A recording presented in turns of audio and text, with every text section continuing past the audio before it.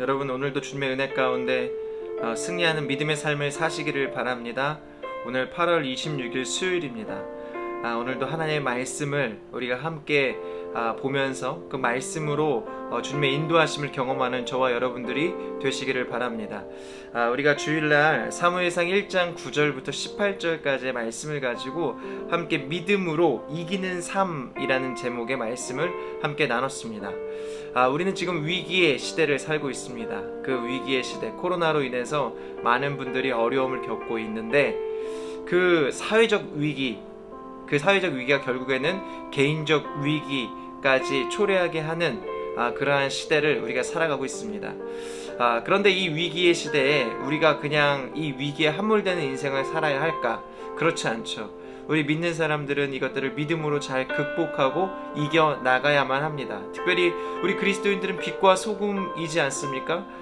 빛과 소금의 역할을 세상 가운데 하기 위해서는 우리가 어떻게 믿음으로 이겨야 할까? 나 개인의 위기를 넘어서 또 위기를 당한 사람들의 그 삶까지 어떻게 또 위로하고 격려하고 그들과 함께 이 위기를 극복할 수 있을까? 오늘 말씀을 통해서 함께 좀 나누어 보려고 합니다. 오늘 사무엘상 말씀을 보면 이 사무엘상은 시작이 엘가나가 누구의 후손인지부터로 시작을 하고 있습니다. 엘가나는 레위인이었습니다. 에브라임 산지에 사는 레위인이었는데 당시에 레위인들의 모습이 어땠습니까? 당시 레위인들은 사사시대였기 때문에 아주 타락하고 영적으로 무지한 그러한 상황이었죠. 그런 가운데 이 엘가나는 레위인이었지만 그는 신실한 믿음의 사람이었습니다. 어떻게 해서 그것을 알 수 있느냐? 1장 3절, 사무엘상 1장 3절에 보면요, 제가 한번 읽어드리겠습니다.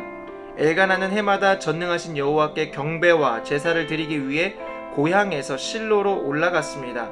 그곳에는 엘리의 두 아들 홈니와 비느하스가 여호와의 제사장으로 있었습니다. 엘가나는요, 매해마다 하나님께 경배와 제사를 드리기 위해서 실로로 올라갔습니다. 온 가족과 함께 실로로 올라갔습니다. 그런데 그가 왜 무엇을 보고 신실하다라고 이야기할 수 있는가? 그 당시에 제사장이 홈니와 비느하스였다라는 것입니다. 여러분, 홈니와 비느하스는 그 당시에 이 대제사장이었던 엘리의 두 아들이었죠.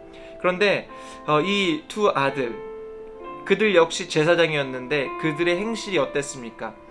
사무엘상 2장 12절에 보면요, 이렇게 기록되어 있습니다. 엘리의 아들들은 악한 사람들이었습니다. 그들은 여호와를 의식하지 않았습니다. 여호와를 의식하지 않은 악한 사람들이 제사장이었다라는 것이죠. 그냥 일반인이 아니라 제사장이요, 하나님께 백성들의 죄를 대신해서 제사를 드리는 제사장이 이렇게 하나님 없는 것처럼, 하나님이 안 계신 것처럼 하나님을 경홀히 여기는 그러한 죄악 가운데 있는 사람들이었다라는 것이죠. 여러분, 이러한 제사장이 제사를 드립니다. 여러분 같으면 그곳에 가서 제사를 드리고 싶으시겠습니까?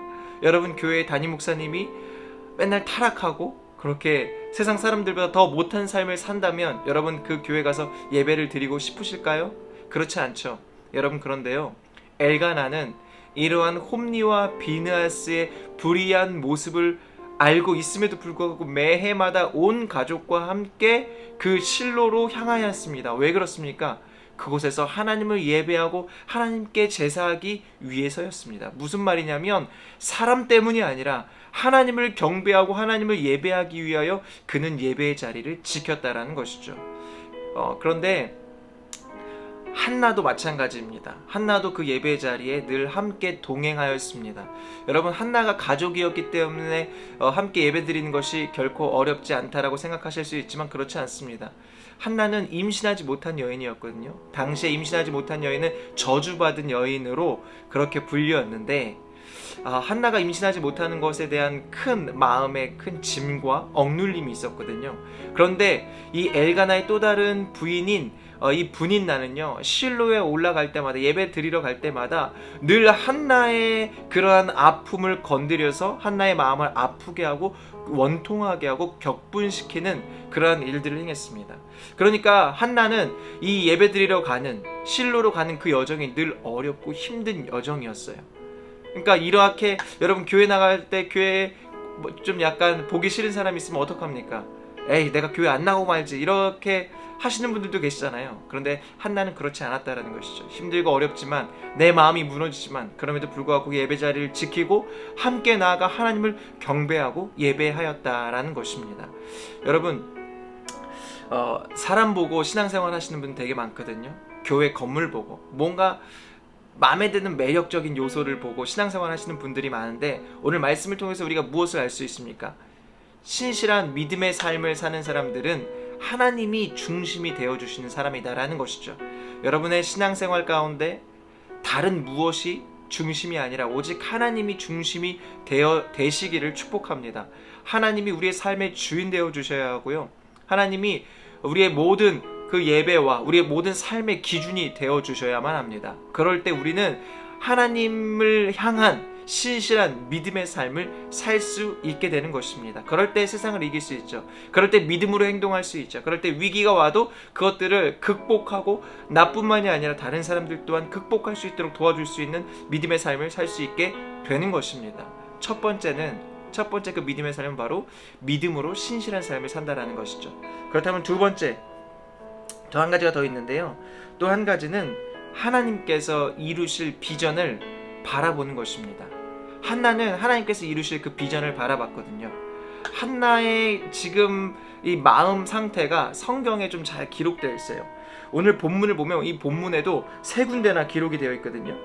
한나가 마음이 괴로워서 나는 마음이 슬픈 여자라 나의 원통함과 격분됨이 많기 때문이다.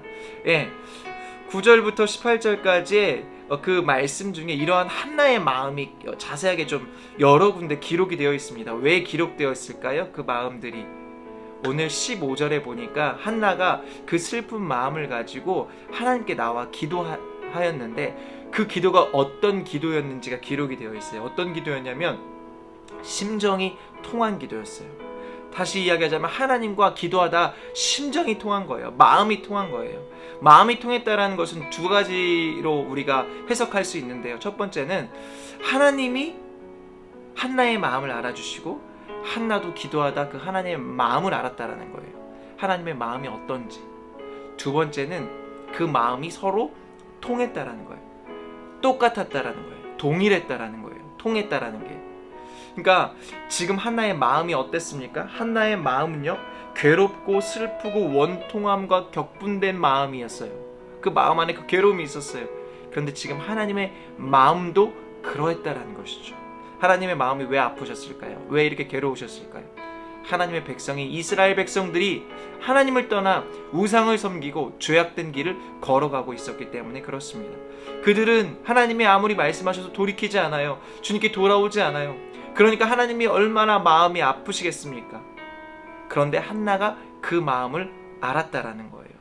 그리고 난 이후에 한나가 하나님께 기도할 때 그 마음을 안 한나가 하나님께 서원하죠. 하나님, 저에게 아들 주십시오. 자녀 주십시오. 그럼 이 자녀 하나님께 드리겠습니다.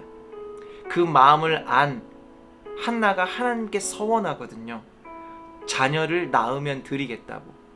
여러분, 한나가 낳는다면 자녀를, 그 자녀가, 그 아들이 얼마나 귀한 자녀이겠습니까?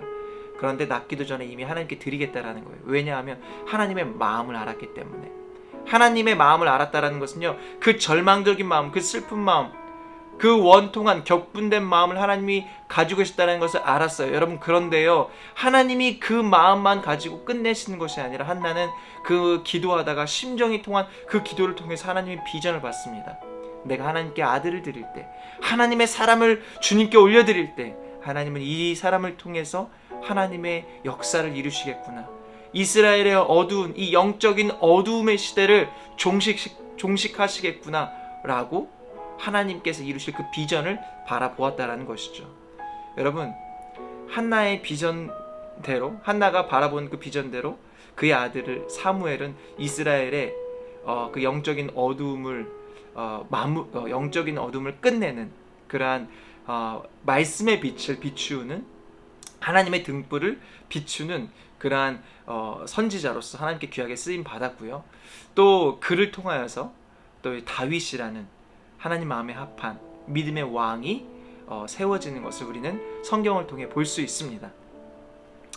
여러분, 하나님이 이루실 그 비전을 저와 여러분이 함께 바라보게 되시기를 바랍니다. 우리의 상황과 환경은 여전히 위기 가운데 있습니다. 어려움 가운데 있습니다. 그러나 하나님은 하나님이 약속하신 그 약속을 신실하게 이루시는 언약의 하나님이십니다. 하나님이 저와 여러분 가운데 하신 그 약속, 특별히 우리 교회 가운데 주신 하나님 나라, 성도들의 일상 속에서 하나님 나라를 세우겠다. 성도들의 삶을 주님이 원하시는, 주님이 기뻐하시는 산 제사로 변화시키겠다라고 말씀하신 주님이 지금 이러한 위기의 시대 가운데 신실하게 일하고 계시는 줄 믿습니다. 하나님의 비전은요, 그 하나님의 비전을 바라보는 자들을 통해서 이루어집니다. 여러분, 우리가 지금 비록 온라인으로 예배를 드리고 각자의 삶 속에서 기도하고 삶 속에서 예배하지만 그것이 곧 우리의 삶을 하나님 나라로 변화시켜 나가시는 하나님의 역사이고 하나님의 일하심인 줄 믿습니다. 여러분, 우리 그런 하나님을 신뢰합시다. 그리고 오늘도, 그리고 남은 한 주도 믿음으로 기도합시다. 지금 온라인 기도회도 진행하고 있고요. 또 개인적으로 또 여러 가지 기도를 하고 계신 분들이 많이 있는데 여러분, 기도하십시오. 그 기도를 통해서 나의 삶이 주님이 원하시고 기뻐하시는 믿음의 삶이 되게 하여 주십시오. 더 이상 갈등하고 고민하지 아니하게 하시고 하나님을 위하여 나의 삶을 드리기로 헌신하고 결정하게 하여 주십시오. 내 삶을 통하여서 주의 뜻, 주의 역사, 주의 나라가 세워지고 이루어지게 하여 주시옵소서. 오늘도 그러한 믿음의 삶을 살게 되는 우리 살아있는 게 모든 성도님들 되시기를 예수 그리스도의 이름으로 축복합니다.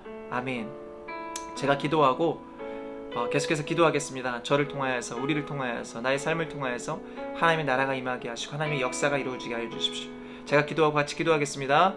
하나님 감사합니다. 오늘도 주님께 예배하며 이 하루를 시작하게 하시니 감사합니다.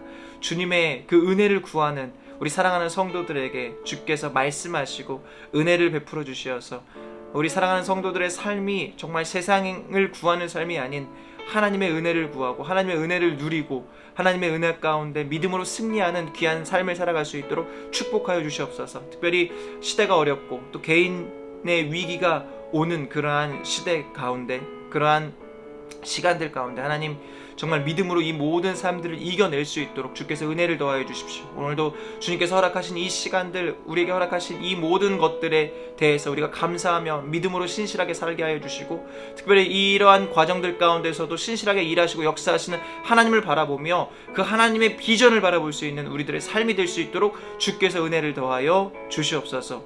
오늘도 주님의 은혜 가운데 우리 사랑하는 성도들 지키시고 남은 한 주도 믿음으로 세우시고 주께서 은혜와 능력으로 함께하여 주시옵소서. 감사드리오며 거룩하신 예수 그리스도의 이름으로 기도합니다. 아멘.